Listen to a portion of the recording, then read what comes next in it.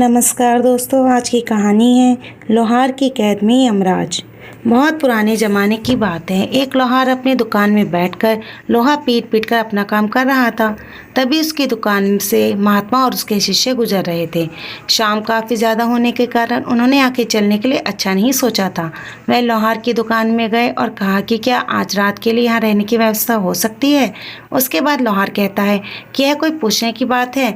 आप जैसे महात्माओं को शरण देना और हमें आपके मेहमान नवाजी करने का मौका बहुत ही किस्मत से मिलता है। उसके बाद लोहार ने महात्मा जी के ठहरने की पूरी व्यवस्था की और उनकी अच्छी से मेहमान नवाजी की और उसके बाद उनके पूरे आने जाने के थकान होने के कारण सभी प्रकार की दवाइयों का भी निवारण किया।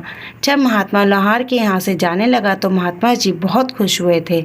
उसकी मेहमान नवाजी को देखकर महात्मा और उसके शिष्य जाने की तैयारी कर रहे थे। महात्मा लोहार के पास आते हैं और कहते हैं कि तुम्हें 3 वरदान मैं दे सकता हूँ, बताओ तुम्हें क्या चाहिए। यह बात सुनकर लोहार काफ़ी ज़्यादा खुश हो जाता है और कहता है कि मैं तो ऐसी चीज़ मांग लूँगा जैसे मुझे बहुत ज़्यादा ज़रूरत होती है। वह बहुत सोचने लगा और फिर कहता है कि वह मुझे 100 वर्ष की आयु जीने के लिए चाहिए। महात्मा कहता है यह लो हो गया, अब तुम 100 वर्ष तक जिंदा रहोगे। उसके बाद महात्मा कहते हैं कि तुम अपनी अगली इच्छा बताओ तो ज़रूर पूरा करूँगा। कुछ सोचने के बाद लोहार फिर कहता है कि आप मुझे ऐसा वरदान दीजिए कि मेरे दुकान में कभी काम की कमी ना हो। महात्मा ने लोहार को ऐसा वरदान दे दिया और कहा कि अब से 100 वर्ष तक तुम्हारी दुकान में किसी भी काम की कमी नहीं होगी। उसके बाद महात्मा जी ने कहा कि अपना तीसरा वरदान बताओ। लोहार को कुछ समझ में नहीं आया। उसे जल्दीबाजी में कह दिया कि इस कुर्सी में जो भी बैठेगा वह मेरी मर्जी के बिना उठ नहीं पाएगा, ऐसा वरदान दीजिए। महात्मा जी ने यह वरदान उसे दे दिया और उन्होंने कहा कि आज के बाद जो भी इसको बैठेगा वह हमारी मर्जी के बगैर उठ नहीं पाएगा। उनकी ज़िंदगी खुशी से चलने लगी थी। उसके पास किसी भी प्रकार की कोई कमी नहीं हो रही थी। उसके बाद वह बहुत दिनों तक हट्टा कट्टा और जवान रहा, लेकिन उसके सभी साथी मर गए थे और कुछ बूढ़े भी हो गए थे और कुछ मरने वाले भी थे। लेकिन लोहार को भी अभी तक कुछ नहीं हुआ था, क्योंकि लोहार को महात्मा जी ने एक 100 वर्ष जीने के लिए वरदान जो दिया था। जैसे ही 100 वर्ष पूरे होने वाले थे, यमराज लोहार के पास आता है और लोहार से कहते कि तुम्हारा वक्त पूरा हो चुका है, चलो मेरे साथ। उसके बाद लोहार अपनी होशियारी दिखाता है और यमराज से कहता है कि मुझे थोड़ा सा काम है, मैं हथियारों को अलग अलग करके एक जगह रख दूँ ताकि जो भी आएगा इस ले जाएगा अपने प्रयोग के लिए। उसके बाद लोहार यमराज से कहता है कि आप उस कुर्सी पर बैठे, 2 मिनट में मैं अपना काम पूरा कर लेता हूँ, मैं फिर आपके साथ चलने के लिए तैयार रहूँगा।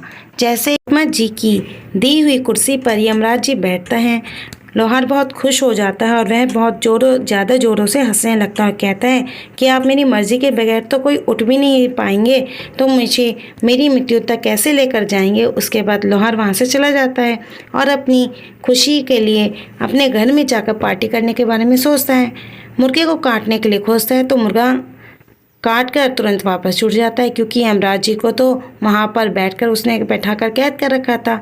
इस कारण से पूरी दुनिया में किसी की भी मृत्यु उस वक्त नहीं हो पा रही थी।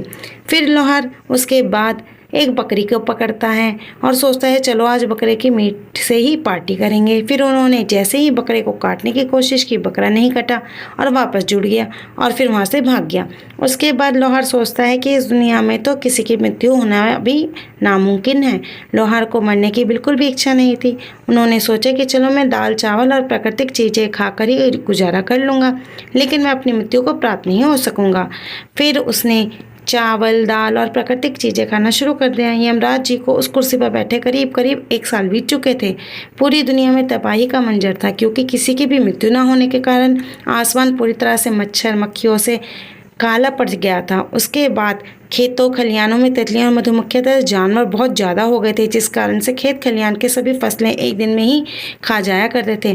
पूरी दुनिया पर बहुत ज़्यादा जहरीले सांप पैदा हो गए थे और बहुत ज़्यादा बड़े बड़े सांप पैदा हो गए थे, क्योंकि उसकी मृत्यु भी नहीं हो पा रही थी। आज तो पूरी दुनिया के लोगों का जीवन और जीना मुश्किल हो गया था। फिर उसके बाद लोहार को अपने पर पछतावा होता है और कहता है कि मैंने बेकार में यमराज को उस कुर्सी पर बैठा दिया, पूरी दुनिया को तहस नहस कर दिया। फिर उसके बाद लोहार को अपने आप पर पछतावा होता है और कहता है कि मुझे तो मौत का मुझे चखना ही है, क्यों ना हम पूरी दुनिया को बचा लें। वो यमराज को वहाँ से आज़ाद कर देता है। यमराज आज़ाद होते ही बहुत गुस्से में लोहार को पकड़ते हैं और ऊपर लेकर चले जाते हैं। उसके बाद धीरे धीरे पूरी दुनिया में सभी की मृत्यु होने लगी थी और फिर दुनिया सामान्य हो गई थी। इस कहानी से हमें यह सीख मिलती है कि हम सभी को मौत का मज़ा लेना तो है ही।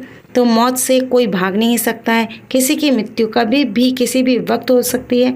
इसलिए कोई भी ज़्यादा अपने घमंड को बढ़ावा ना दे और मनुष्य के काम आने का प्रबंध करें।